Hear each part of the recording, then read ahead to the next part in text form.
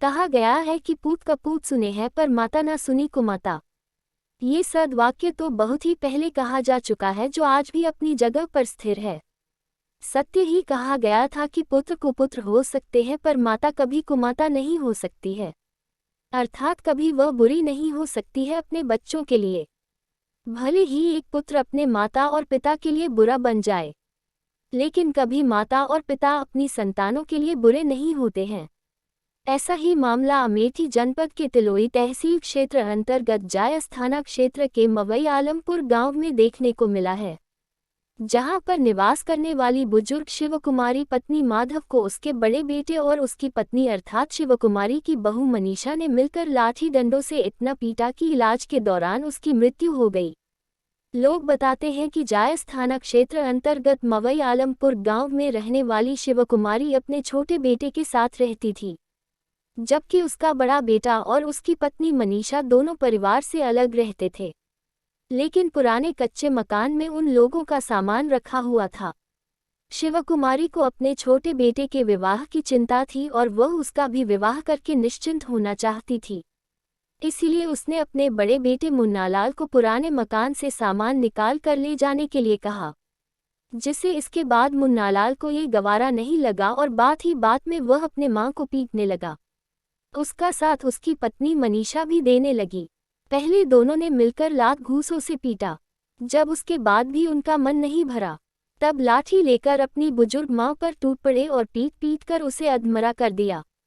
बताया जा रहा है कि उसके गर्दन की हड्डी टूट गई थी, जिसके बाद लोगों ने उसकी इलाज के लिए अस्पताल भिजवाया, जहां पर इलाज के दौरान उसकी मौत हो गई। परिजनों ने बताया कि जब इसकी जानकारी स्थानीय कोतवाली पुलिस जायस को दी गई तो पुलिस मौके पर पहुंचकर लीपापोती में जुट गई। लेकिन जैसे ही शिवकुमारी की मौत का पता पुलिस को लगा, पुलिस के पैरों तले जमीन खिसक गई और वह आनन फानन में पहुंचकर शिवकुमारी की लाश को कब्जे में लेकर पंचायतनामा करते हुए पोस्टमार्टम के लिए भेज दिया और आगे की विधि कार्यवाही में जुट गई। वहीं जब इस मामले में अमेठी के पुलिस अधीक्षक डॉक्टर इलमारन जी से बात की गई, तब उन्होंने बताया कि पोस्टमार्टम के उपरांत जैसी रिपोर्ट आएगी उसी के हिसाब से आगे की विधिक कार्यवाही की जाएगी।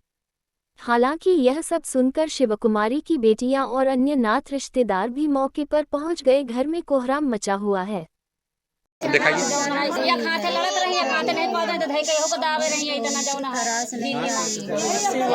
आप उनकी लड़की हैं? जो नाती है उनकी नाती हैं आप? ये नाती ना, नाती को मार रही थी, अपने लड़के को मार रही थी। हमारे घर से इसी वक्त सामान निकलना चाहिए। हमारा बात नहीं सुनते, एक तरफ बोलते हैं और दूसरी तरफ सुनेंगे नहीं, बस इतना कहेंगे तो चुप्पी बुढ़ी चुप्पी बैठी रहो, वरना तुम बहुत हरामी, तुम्हारी शकल जौन की अम्मी की मेरी इतनी तकलीफ थी कि कुर्सी पे कोशिश करके बैठी थी। मतलब जब चोट लगी तो पुलिस आई थी तो उनको खुद ही डांट सर अभी परसों की बात है। आप लोग क्या चाहते हैं?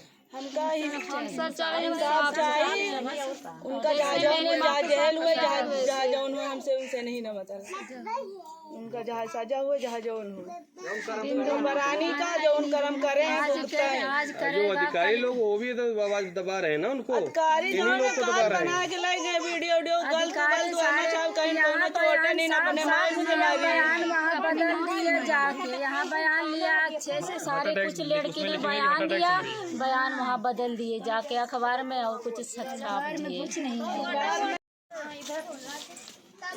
मारते हुए गला दबा दबा के। मतलब कौन लोग मारे थे? उनके कुछ मतलब बहू और बेटा दोनों लोग मिलकर मारे थे। किस बात को लेकर झगड़ा हुआ था? सिर्फ यही क्या कहते बच्चे को अपने मार रही थी वो। हाँ। तो मतलब बुढ़ापा है तो मतलब उसको देख के उसको दया आई, कही कि क्यों मार रही हो, बस इतने पे दोनों गाली देने लगे और उसको वहाँ पे गिरा के दबा के मारने लगे। फिर एक नहीं मेरी बहन गई छुड़ाने तो उसको बाल पकड़ पकड़ के उसको ही दीवार में लड़ा रहे थे और उसको एक हाथ है उसका, इतने पर से नहीं है बच्चे का। हाँ मेरी बहन इतने पर से हाथ है नहीं। अब वो एक हाथ है कैसे छुड़ाए उसको, गला दबा के इसके ऊपर बैठ बैठ के ऐसे मारे, ऐसे गला इस पे लाठी लगा के दबाए रहे। अच्छा, तो किसी ने छुड़ाया नहीं? कोई यहाँ था ही नहीं, जो था क्यों छुड़ा रहे थे वो मारे दौड़त रहे। मतलब कि जो घुमा ले मारे दौड़त रहे सब करके छोड़ा। क्या नाम बेटा आपका? क्या हुआ है नानी के साथ आपके? यहाँ पे सर हुआ है ये पहल शुरू की लड़ाई है। तुम उस टाइम मौके पे थी? हाँ, अब बताओ। हमारे घर पे कोई नहीं था, हम अकेले थे। हाँ।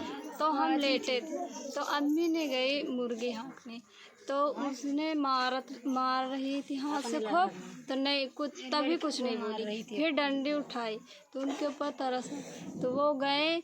अम्मी ने सिर्फ इतना बोला कि क्यों तुमने और बच्चों छोटे बच्चों को मारे, तो वो दो प्राणी कुछ नहीं बोले, आए और तुरंत यहाँ पर चट्टे से मारे, फिर गिरा दिए, ढीला से मारे, मुँह बना के मारे, पतली उनकी बाल खींच के मारी, और वहाँ से मारते मारते खरिंजा तक यहाँ तक ठर्रा के लाठी ला के गर्दन पे लाठी रख के तो मार रहे थे। हम अकेले छोड़ा रहे थे तो हमें भी दो प्राणी जुट के गिरा कर मारी।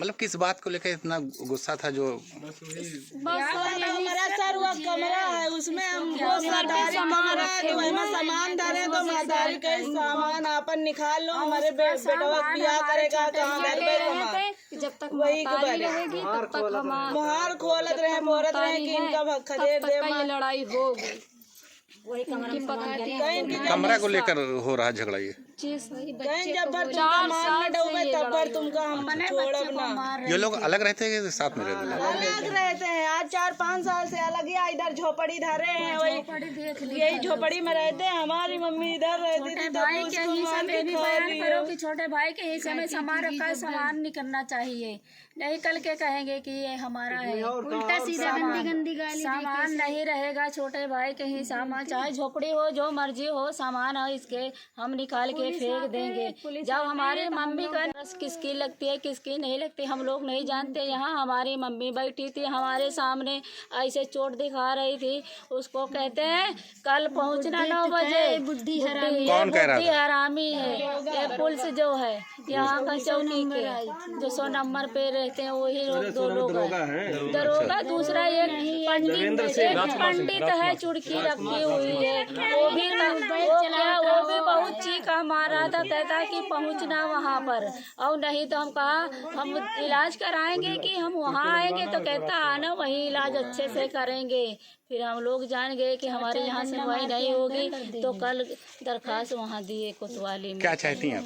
चाहते हैं भी यही है कि इंसाफ हो। आज एक को मारा मेरी मम्मी को, कल मेरा ये भाई है, ये मेरी बच्ची है। दरोगा जी क्या कह रहे थे? बड़ा निखार के हाथ में धर देंगे कि तो 9 बजे मिलो आएंगे यहाँ चौकी। मेरे मम्मी के गत हो गए अब आगे ऐसा काम ना हो। चौकी में जब गया था पहली बार सुलहनामा लिखने ना जी, तो हमें पहले तो धमकी आया गया तुम्हारे नाम मुकदमा दायर कर दिया। चारों मिला के नाम। अब हमारी मम्मी ने डर के मारे कि मैं तो ऑपरेशन करवा रखा हूँ, कहाँ ये भागे। ऑपरेशन हुआ है, इसकी वजह से मम्मी ने डर की वजह से किसी तरह सुलह हो गई। वही बताया जो वो दीवान है कौन है, उसने मुझसे बाद में मेरे मुंह पे भी कहा कि कुछ खर्चे पाने के लिए। मैंने बोला मेरे पास पैसे नहीं है, मैं जब पैसा ही होता तो तुम्हारे लगे आता।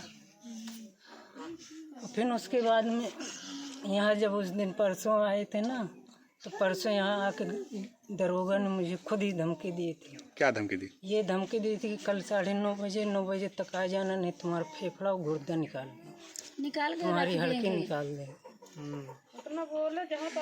क्या चाहते हो तुम? सर हम यही चाहते हैं कि जो मर्जी उसके साथ होए वो इंसाफ हो। ऐसी मुसीबत हमारी मम्मी के ऊपर भाई के नाम मन्नू है, मेरी नाम मनीषा है। यहाँ से भाग गए हैं कल मेरे